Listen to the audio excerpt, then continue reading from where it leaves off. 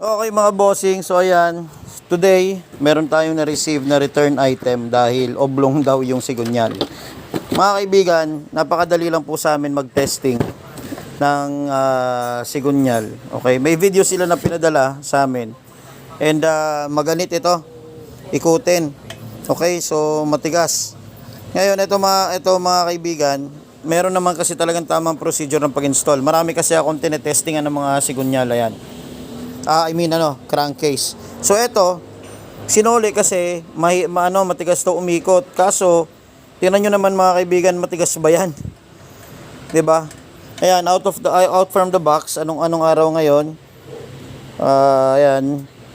Yan, July 30, kararating lang po nito na pinadala sa akin, and ito na po 'yon. Kinabit po natin agad. Okay? So, yung nagsoli po nito, sana po next time before po kayo magreklamo,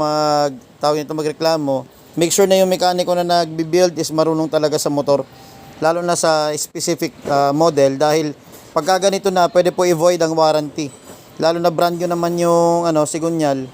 Ayan, durog yung box. Okay, so ayan, pagka tumigas naman po yan, ibig sabihin may kailangan kayong bigyan ng impact. So ang mga sikreto sa ganito kasi is kapag po na-insert yun na tornilyo nyo na yan, medyo may matigas dito, kailangan nyo lang po bigyan to ng impact gamit kayo ng ng aluminum na matigas. Medyo gulatin nyo lang, kaliwat kanan, tapos testingin nyo po yung ganito, gagalawin nyo ng ganyan. Okay? So ito po mga kaibigan, okay, sample yan. Ayan, kinakalawang na nga, pero okay pa din. So dapat po yung installer nyo marunong, okay? So ayan mga kaibigan, next time, i-void na natin yung mga warranty. God bless. Peace.